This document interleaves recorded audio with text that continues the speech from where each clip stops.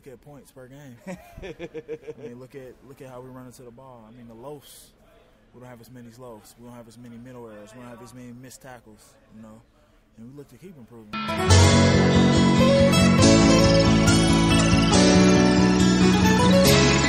Today is Friday, December 7th. This is the Cowboys Beat on CLNS Media. I'm Ari Temkin, along with Patrick Conn. What up, what up? Maliek Collins, Cowboys interior lineman, will join the show later on. Plus, we go through sort of the MVPs of the season so far. But Patrick, I got to give you credit, buddy. Weeks and weeks ago, you said that the Cowboys would beat the Saints. The 10 straight win, 30 points a game New Orleans Saints, who had scored at least 30 points in 9 of the 11 games they played. They had scored 30 points at 5 consecutive leading up to that Cowboys game. They had scored at least 40 in 3 of those last 5, and that high-powered, insane offense was held to just 10 measly points. And honestly, you can say that the best offense for the New Orleans Saints was Randy Gregory. Because that's the only reason they scored. And a push off for a touchdown when the referee's going for his flag and all of a sudden he just stops. It's like, I was like, okay, so we have incompetent refs. That's great. Yeah, man, this is a team that hasn't given up 30 points in a game over a calendar year. You could go back to, they could say, oh, well, the Philly game last year, no, their defense scored 2 scores for them. So offense-wise, it's been over a year since the Cowboys have given up 30 points to anybody. Yeah, and, look, you called it. You said you thought that they'd match up well with them. And, I mean, it's been impressive win after impressive win after impressive win for this team. I mean, it starts with Philly week 10 after they go 3-5. And they win a nice game on the road where their offense has to score some touchdowns late to win that game. And they go to Atlanta where, the Falcons have this high-powered offense and hold them in check. And, obviously Washington on Thanksgiving wasn't as tough with Colt McCoy, but they did what they had to. They did what they had to. And then they go and they just make a statement on national TV against a team that had just been rolling along. And all of a sudden now this team's won 4 straight and, they're playing like one of the best teams in the NFC. And, I'm in that locker room at least once a week throughout the year. And look, there are times when that locker room's been empty and quiet to a certain degree, right? But, I mean, you go in there today and, there's, basketballs being thrown around and everybody's goofing off and there's loud and it's a fun atmosphere. It's a fun place to be around. There's a lot of great camaraderie and chemistry amongst this team. Like, this is a team that is just playing considerably better than any of us, especially me, thought they would, especially given where they were at 3-5. Oh yeah. You got a team that who essentially followed the lead of DeMarcus Lawrence. They said they were going to go out there and punch him in the mouth. They did. And, it energized them. It energized the entire team. And it was really interesting. It was late in the game and, the Cowboys are driving and the camera panned, they put the camera on the Cowboys sideline and you just see Jalen and Leighton just having a grand old time on the sideline. I mean, these guys are having fun, and that's what it's about. This whole team is having fun. Winning football games makes it fun, but when you're able to go out and follow the lead of DeMarcus Lawrence of Tank, he says, we're going to choke them, and that's what they did. They choked that entire offense. I mean, Breeze has never thrown for 120 yards in a game. Well, that was the lowest point total that Drew Brees and Sean Payton together had ever been held to. 10 points, the lowest points that those two have ever been held to. Yeah, the yardage, I think they said in that game was the lowest since, I think for the Saints 2001 back in Aaron Brooks' time. So it's been a long time since the New Orleans fan base had to watch an offense not do anything at all. And I give credit to Rod Marinelli and Chris Rashad. One of the things that I mentioned on the Cowboys beat when we did this right after the Thanksgiving game, is I said they need to move Byron Jones around. And what did they do? He shadowed Michael Thomas for a bit. That's a great point. I mean, he didn't do it all game, but he was doing it because they said, okay, that's fine. Y'all want to throw the ball? That's fine. We're taking your best guy out. You're going to have to beat us elsewhere. And, they were talking about, Kamara. He had one of the worst games he's had as a pro. And they stick Jordan Lewis on him. He finally gets to take snaps that doesn't require him running a jet sweep. They put him on there. He came close to an interception early on. I think it was like the first drive, maybe the second. And then he has the game sealing. The two things that Drew Brees doesn't do is take sacks. And throw interceptions. He had one sack. He should have had two, but there was that farce of a call for offsides. I still don't get it. I was upset with Randy at the time, and then you go back and look, and you're like, he's not offsides at all. And that took a strip sack off the board. They had two sacks on him, which equaled the entire total he had all year. Right. And the second one, the DeMarcus Lawrence strip sack was taken off the board. Well, here's my problem with that one. They took a strip sack off the board. Well, okay, yes, they did do that in Euro. It could have been worse, right? It could have been worse for the Saints in that game. The problem that I had with that play call, it's not that they called offsides. Like, if they would have called it immediately, fine, whatever. The fact that they didn't throw the flag until Breeze is running for his life. Like, the ball's coming out and then he throws the flag for offsides. It's like, whoa. It's like, if you're going to call that, don't call it immediately. Well, let me ask you something. What are your expectations now for this football team? Cowboys aren't going to lose another game. Period. No, I'm just kidding. I think, honestly,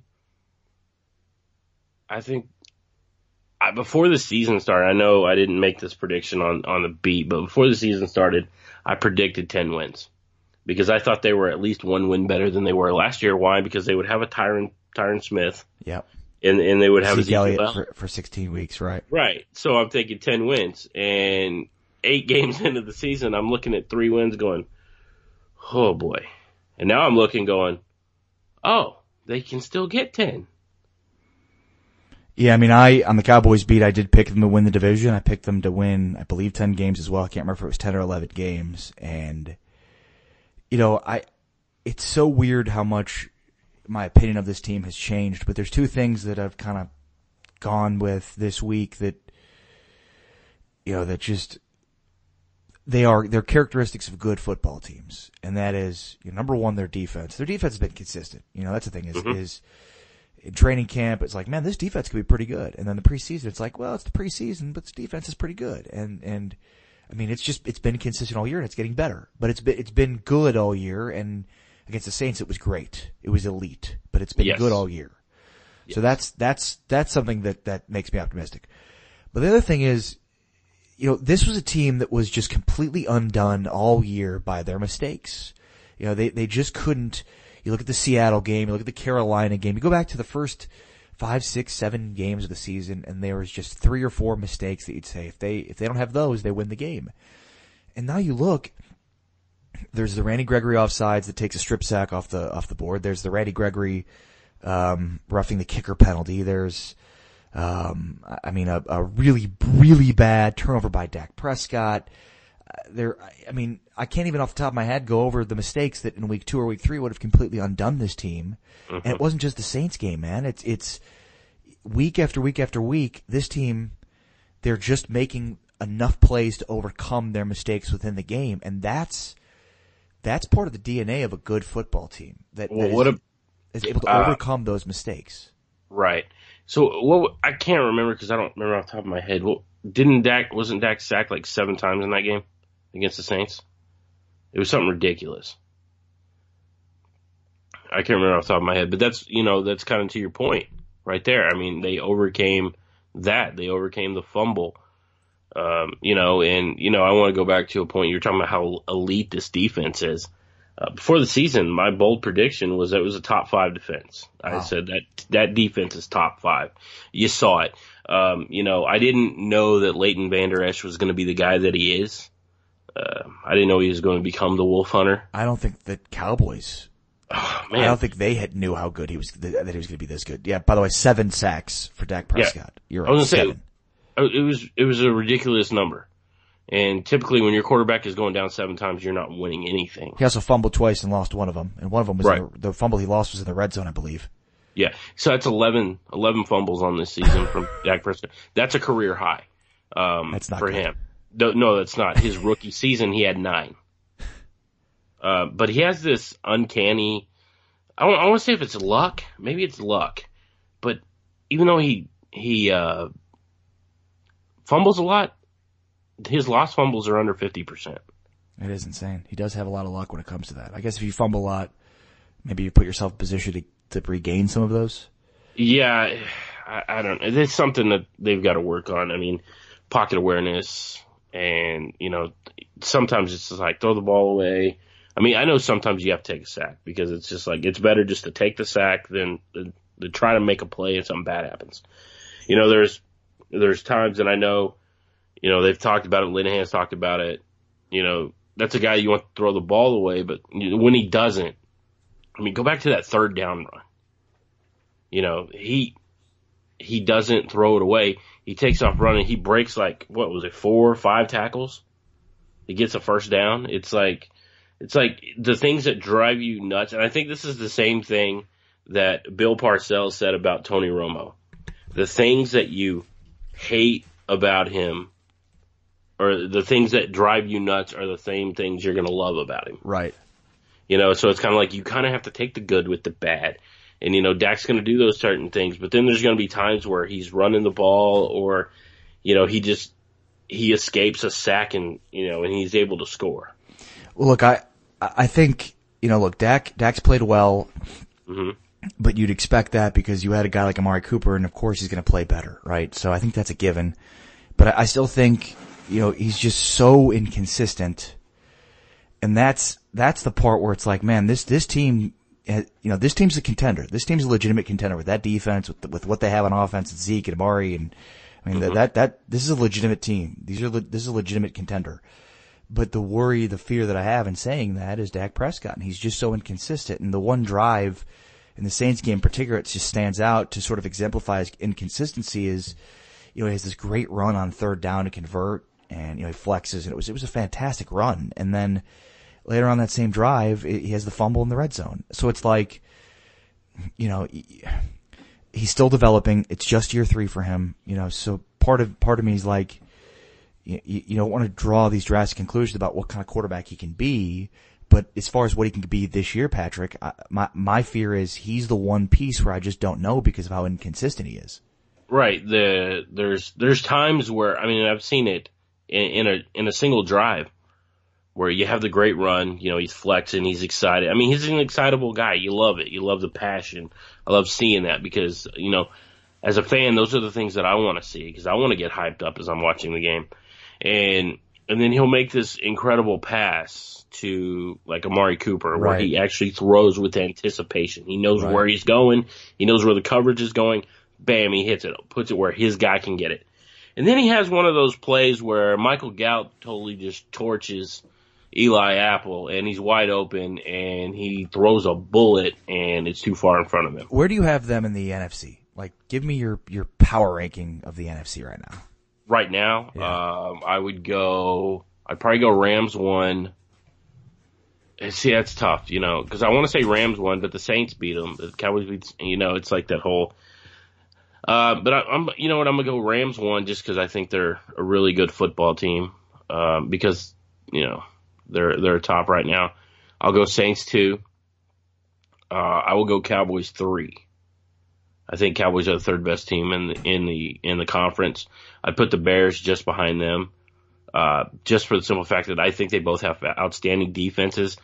But if I have to trust a quarterback in the postseason, I'm going to take Dak Prescott over Trubisky just because he hasn't been there yet.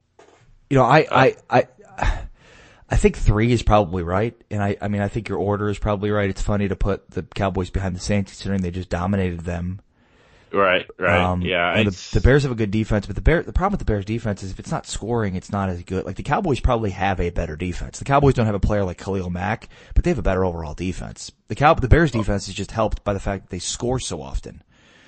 And the Cowboys defense is basically the opposite of that, where they do everything but score as a defense. You know, it's crazy though. If you look at the advanced analytics on it, and I don't really like to get into those numbers because I don't really understand them all.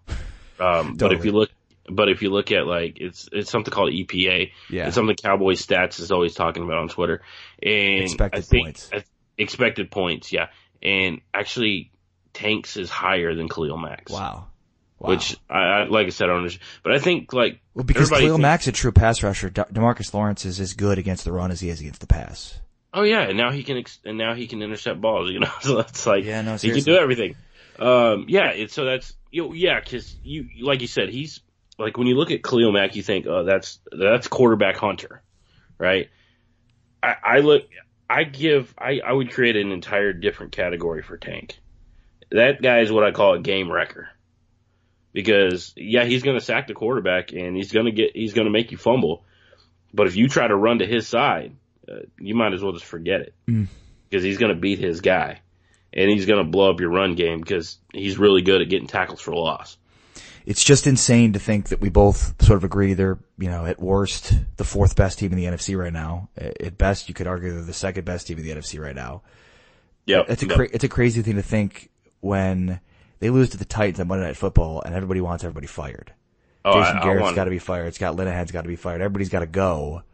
And now all of a sudden, the defense is playing as good as we've seen this defense play definitely since Wade Phillips is here, maybe even better than some of those defenses. Probably better. Yeah. So this is the time of year where the cream starts to rise to the top. And all these 500 teams that were kind of, 10, 11 weeks just hanging out around 500, there's teams that were in that area that start to lose and fall out of the race, and it looks like the Cowboys are that team that's rising to the top. That's Patrick Conn. I'm Ari Temkin. This is the Cowboys Beat on CLNS Media. All right. Who is the MVP of the season so far for the Cowboys? We'll discuss that in a moment. But first, let's talk with Maliek Collins. I see you got your Hot Boys hat on, man. That's pretty cool. Mm-hmm. Who ordered those? I did. You did? Yeah. Did you get them for everybody, or? Yeah, everybody got a Hot Boys beanie. Not everybody ain't got this one though. So you just ordered the camo. What is it? Is that trucker style hat for yourself? Yeah. You ever been a part of a defense like this? Well, like this defense? Yeah. No. What is it about this defense? We all young. We all understand each other. We all on the same page, and we all got one common goal. Is there something to effort? Obviously talent is important too, but is there just something to just the ability to give effort? Yeah, it's beat into us from day one by effort. That's what the style of defense is. It's an effort-based defense, and you study your keys and it makes you play faster, and that's what we do. What has Rod Marinelli meant to this defensive front? Because obviously he's known as being a guy that is so good with defensive linemen, especially guys in the trenches like you. He's meant everything to our front. That's our leader up front, and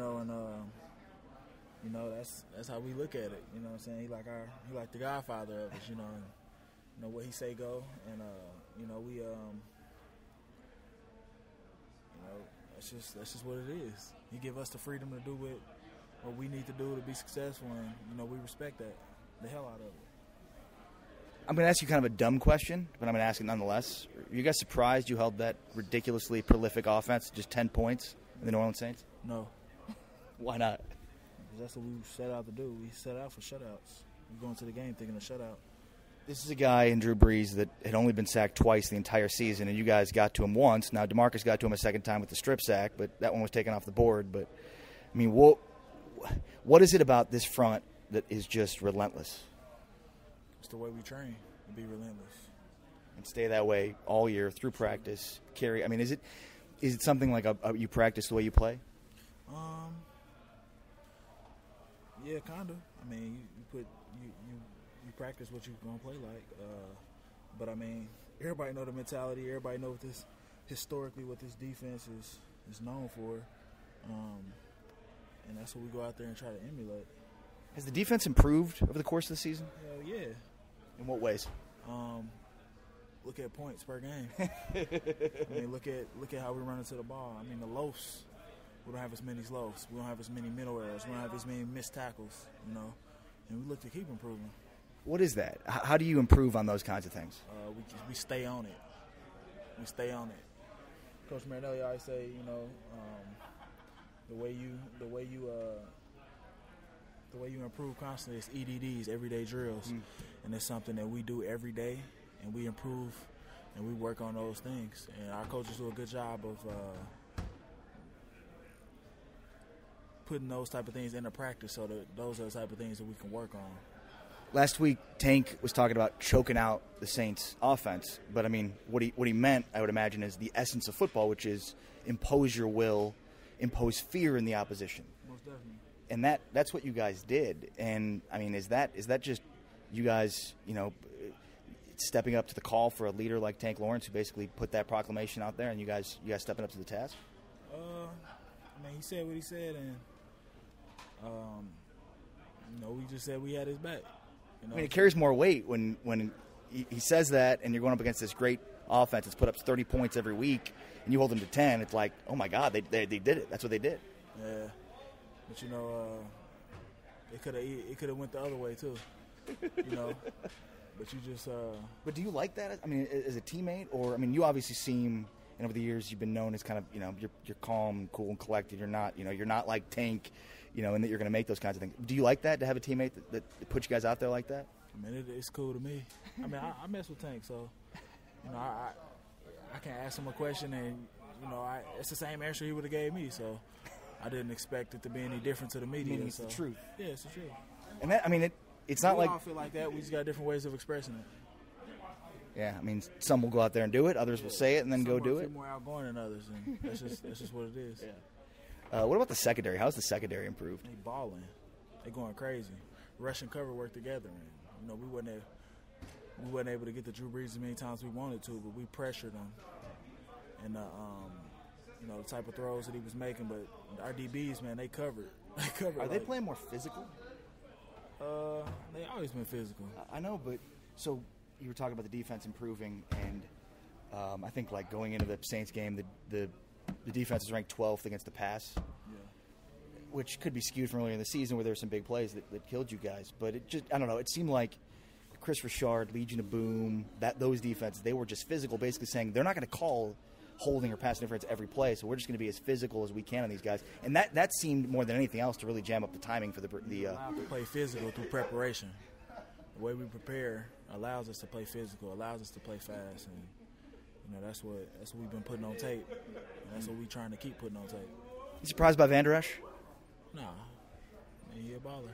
I mean, it's crazy though, because when he was drafted, everybody thought he'd be good, but his ability to shed tackles at the point of attack, that was what the experts said was the weakness of his game, was his ability to do that. I mean, you got to go look at tape, and I mean, you can't judge a person before they get here, and especially that early in a career, you can't judge nobody. So, he's proving everybody wrong. Everybody that doubted him. Same with Jalen, huh? I mean, yeah, and I honor him for that. Well, Smooth, he was always known as a baller. True, but I mean, coming back from the injury that he came back with, I mean, like, it's insane. Like, for him to just be on the field is insane. Like, that's insane. Yeah. The fact that he's playing at this level, like, this hasn't happened before in sports. Yeah, for sure. It's a blessing. I mean, and it's got to be inspirational for you guys. How are you feeling, man? I feel all right. Has it been tough to kind of battle through injuries this year? Football got its challenges. Yeah, for sure. Yeah. All right, what are some things that people don't know about Maliek Collins? I don't know. What do you like to do? Everybody says I like to hang out, listen to music, watch movies. I guess that's what everybody says. I listen to a lot of music. I got my headphones in now. I know. What are you listening to? This dude named Delio from Kansas City. Yeah? Yeah, he just dropped a new tape. Can I get it on iTunes? Yeah, you can get it on iTunes. Delio. Okay. Yeah. So you just like to hear new music and check it all out? Yeah, for sure. All hip-hop or what? Yeah, all hip-hop. Little R&B hip-hop mix kind of. Nothing other than R&B and hip-hop, though. Gospel. Awesome. Appreciate it, Maliek. Be well, man. Yeah. Appreciate it, brother. It's Maliek Collins joining us on the Cowboys beat, along with Patrick Conn. I'm Ari Temkin on Twitter. You can get at Patrick Conn at Draft Cowboys. I am at Ari Sports, ARI Sports. For WFAA, Patrick wrote an article kind of breaking down the MVP of the season for this team. And, well, let's just get right to it. Who's the MVP of the Dallas Cowboys? I broke it down on offense and defense because I had such a hard time picking one guy over the other. So if I look at the offensive side of the ball, I think it's Ezekiel Elliott. Yeah. You can make an argument for Dak. How about Amari? Yes, and I actually, in the article, I even talked about that. I said you can make an argument for Amari. The only problem is he's only been here for, a month. Right. The weird thing is, like, Zeke's the MVP, but Zeke can't really do much without Amari. Like, that's what we saw. That's what the first half of the season was about. Like, Zeke was great. Right. But at times teams were able to completely take him out. And so now you add an Amari Cooper who can convert and help this team convert on third down. I mean, the third down numbers are insane. Right. Dak Prescott's, numbers are considerably better, percentages are better. So it's like you can make an argument that Amari Cooper allows Zeke Elliott to be the MVP. And without Amari Cooper, that Zeke's not going to be as good as he needs to be for this team to be as good as it can be. Maybe the MVP of the team is Paul Alexander. They've lost one game since that man's been fired. Maybe it's Scott Linehan. Yeah. Hey, you know what? Because I know we were talking about it earlier. You're right. We wanted everybody fired after the Tennessee game.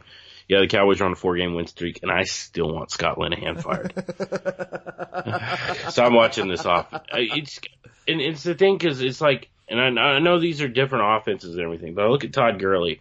He has 26 more rushing yards than Ezekiel Elliott has right now. 26, that's it.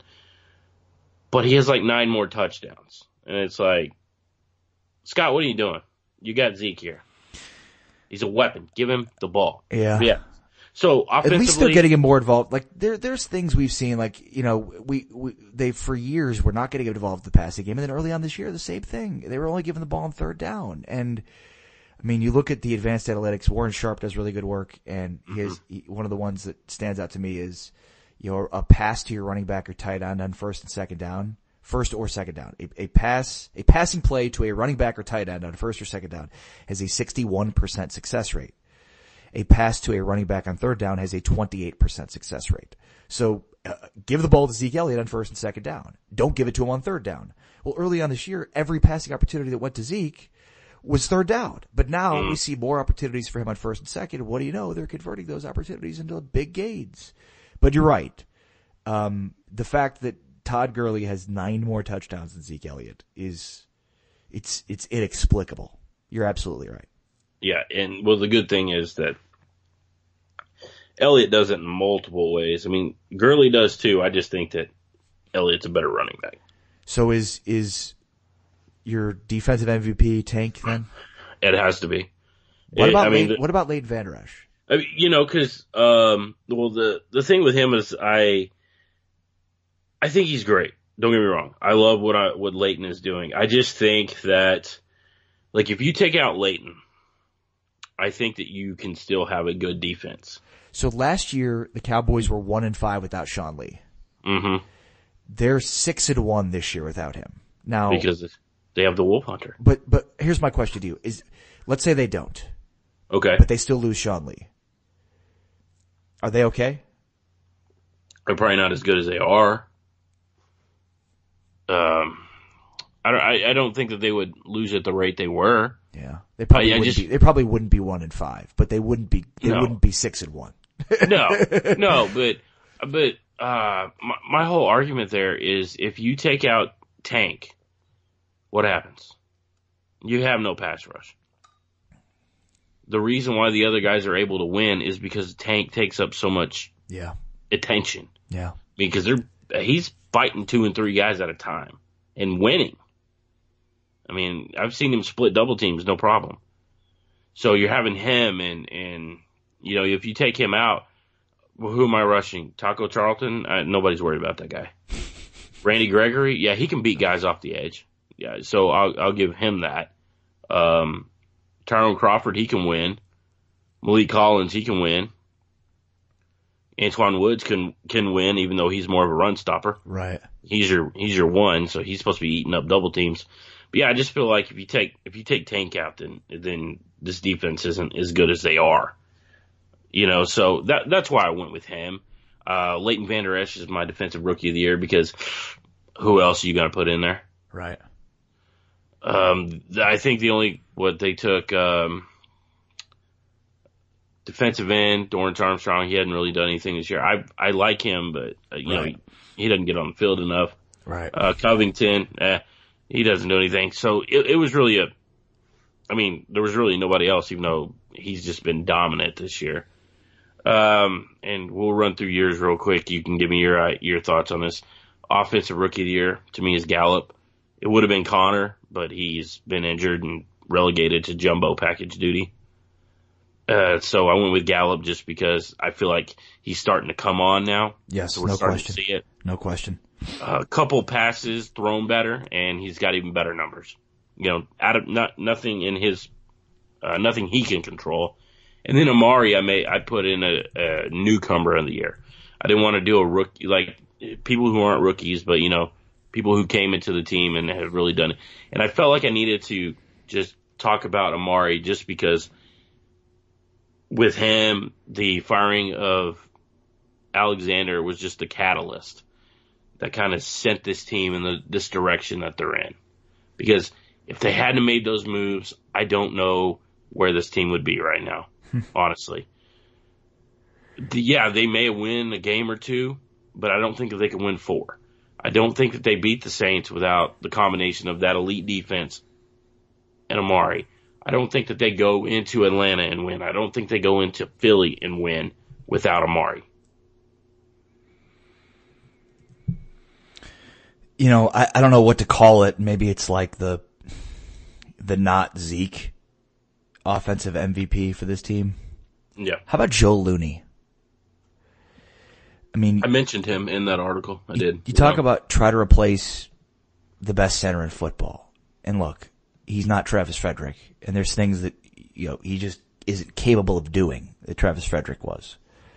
But, it's to me remarkable what Joe Looney's been able to do, considering they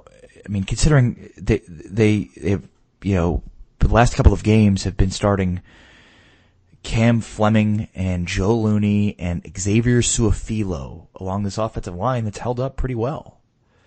So to me, Looney has played so much better than anybody ever expected given the circumstances, and it's sort of, in many ways, had us forget that the best center in football has missed the entire season this year. Oh yeah, absolutely. That whole left line, the left side of the line, were all backups or guys that they pulled off the street. And then, if you were to tell me before the season started that going into the Thanksgiving game and the Saints game that you were going to be without Tyron Smith, I would have put 2 big old L's on the calendar. Yeah. I'm like, well, lost those 2 games. We got to figure out how to win some more. So that's really, it just goes to show you that this coaching staff adapted from last year's mistakes. It's a great point, and it is something that I've often identified as a fatal flaw of Jason Garrett as a head coach, the inability to evolve and adapt over games. And, look, I've been very vocal of my criticisms of Jason Garrett, and I think at this point, he deserves a ton of credit for the way this team has played of late. And at this point, even though I know that there's still people that are part of the chorus of get rid of Garrett, just put that to the side, let this thing play out, let's make our decisions after this thing is finalized. You're not allowed to give Garrett credit. I learned that on Twitter. Just wanted to put that one in there. Follow him on Twitter at Draft Cowboys. I am at Ari Sports. Patrick Conn, Ari Temkin. This is the Cowboys Beat on CLNS Media. Make sure to hit the subscribe button. Tell your friends, tell your colleagues, tweet about it, Facebook about it. And of course, make sure to catch the Cowboys pre- and post-game show at 105 through the Fan and catch all the great work that Patrick does for WFAA.